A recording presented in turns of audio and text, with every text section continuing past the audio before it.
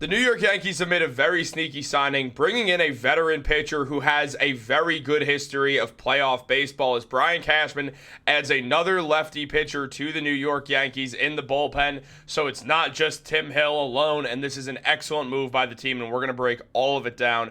What's up, guys? Welcome back to Yankees Digest. It's Chris here. And guys, if you're enjoying the content and you want daily New York Yankees news, rumor reports, updates on free agency like this video, updates on trades, especially once the season gets underway and we see what the Yankees will need to do, and with the preseason right around the corner, we have a bunch of fun stuff planned for this channel you don't want to miss out. But let's jump into the video. The New York Yankees made a very sneaky signing last night, bringing in Tyler Matzek, formerly an Atlanta Braves pitcher who had one hell of an Atlanta Braves career, specifically one specific inning that nobody will ever forget for the Braves fans. But look, the New York Yankees, they now have another lefty in their bullpen, and Matzek has a colorful history in the MLB, as at one point he was widely regarded as one of the best relief pitchers in baseball, but after an injury he has struggled, and the Yankees have now decided to sign him to a minor league deal.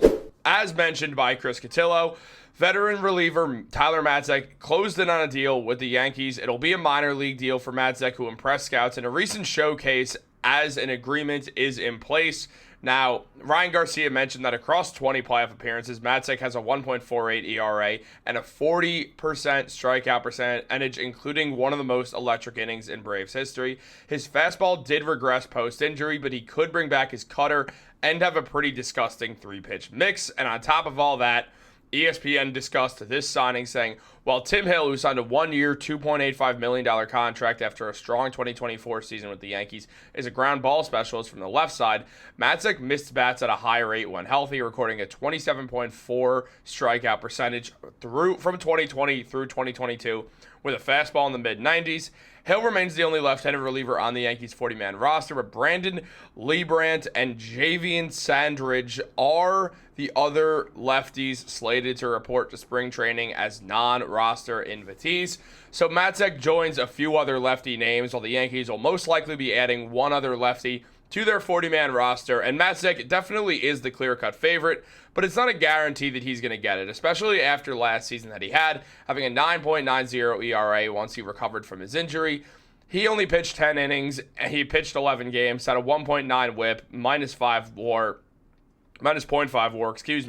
So Matzek obviously had a terrible year last season, but he is still recovering from an injury, so that could be a real reason why. Matzek is trying to get back to form, trying to become that guy who he was in the Atlanta Braves when he was one of the most feared pitchers in the National League in any bullpen, and the Yankees, who only have the one left-handed reliever in Tim Hill, desperately need another one because, look, you don't need too many lefties, but you need a second one. You can't just have one lefty in your bullpen because they can get figured out easier. You know, teams are then just game planning for the one guy, and it just makes it all the more harder to win with that lefty. Now, Tim Hill's great. I'm not saying he's not great. Tim Hill had a phenomenal performance with the New York Yankees, and it's an excellent move that they re-signed him. However, bringing in Matzek does bring you more versatility and a lefty pitcher who is very different. As Ryan Garcia mentioned, he's got a great cutter. Obviously, Matt Blake is going to love trying to work with that and trying to help Tyler Matzek get back into the spot that we knew he could be in. From 2020 to 2022 was his prime. He had a 2.92 ERA, 156 strikeouts, and one save in 132 games. Now, Matzek was great. 2.79 ERA, then a 2.57, and then it climbed up to a 3.50, but he did not play that full season. He did go down with an injury. But the Yankees, they brought in a guy who, when he's at his best, he's got a nasty ability to strike guys out. 10.35 strikeouts per 9 innings. The man is just a very talented pitcher. Doesn't give up a ton of home runs. In these 132 appearances, he only gave up 7 home runs in total. The man absolutely knows how to win games.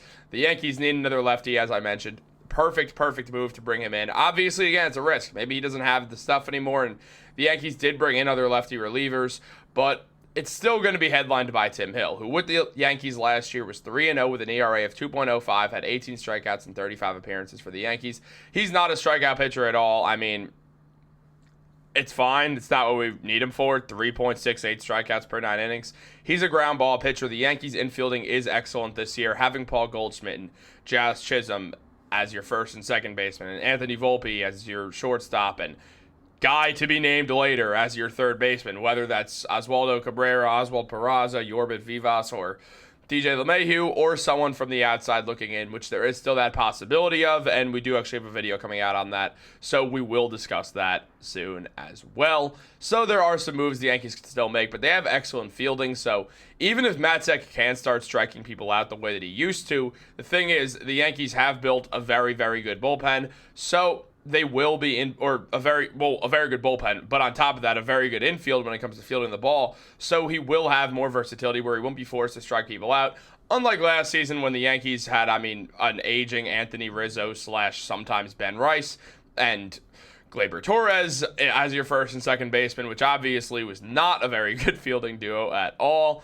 But Matzek, he won't have to worry about that as much because the Yankees' infielding has improved phenomenally over the offseason. It's a very good job done by Brian Cashman. It's the best thing that he did all offseason, if you ask me, was improve the team's defense by a wide margin. The team is a much better defensive team now. They're built to prevent runs. They desperately needed more run prevention, and they absolutely got it. Bellinger in the outfield is great, and he'll sometimes play first base. You have Goldschmidt, who's still at the age of 37, an excellent fielding first baseman. Jazz Chisholm Jr. is one of the best fielders in baseball. Anthony Volpe is a Gold Glover. It's just figuring out that third base spot. And more than anything, with third base, out of the three internal options of Cabrera, Peraza, and LeMahieu, who are more likely than Vivas, those three, you have to worry less about the fielding and more about their ability to hit the ball. So it's not even something that's like, oh, no, are we going to have an absolute nightmare of a fielder at third base? Probably not. They're probably going to be a nightmare of a hitter, if anything, at the back end of the lineup, probably batting ninth. Unless Jason Dominguez leads off, then I don't believe Oswaldo Cabrera would bat ninth. I doubt you'd go switch hit. Your two switch hitters in the lineup right next to each other doesn't really make a ton of sense to me. So we'll see what the Yankees decide to do with that as the season gets closer. We'll see some hints of that once preseason starts, which is very soon. So we're 10 days away. Very, very exciting stuff. But the New York Yankees also brought in a few other names as well. For instance, where is he? Brandon Leibrandt. Now, he is the other left-handed pitcher that has appeared in the MLB.